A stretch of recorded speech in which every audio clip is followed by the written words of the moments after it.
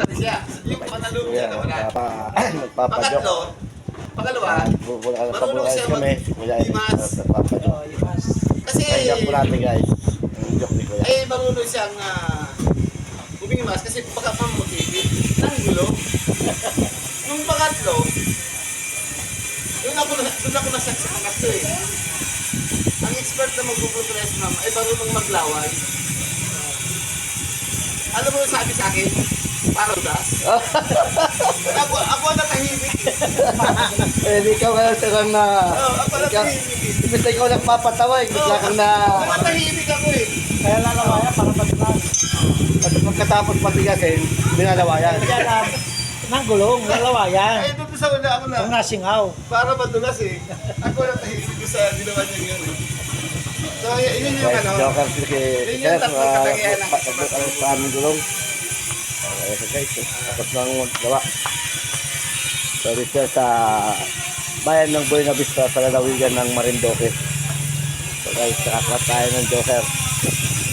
Kami ay nagpabulkanis ng aming service. Wala nang naplatan. Hindi ko pala ay Joker. Saka,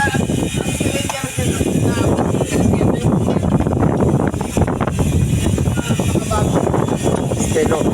galaw ng expert ng buwet. May upuan. Kaya ko yung sa opisina eh.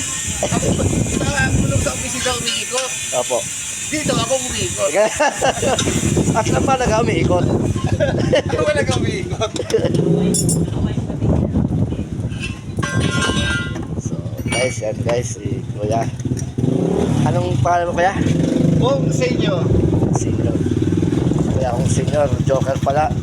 saka ang tabit ko ngayon dito, ang pinakang trademark ko puti. Po. Kasi before ang trabaho ko, waiter. So, may one today is dirty balls. So, but look,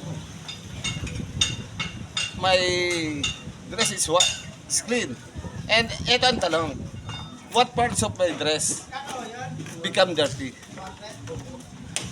Ano tayo Kuya sa YouTube? Oo. Live tayo sa YouTube para Kasi wala ka nakikita ka ano. 40 na po yan. Wala ka nakikita madumi kasi ang galaw ko, net. at saka pagka nakaputi, malinis tingnan. So, pero may parte ng kasuotan ko ang naduduman. At Ano pwede po? ko ba, bulsa, because when the customer give you a money, you just put in the pocket. So, my pockets become dirty Yes. because of money. Put it down in my pocket. That's right. That's all. Pinapansin. Kung sa tingko pa. Okay, sir.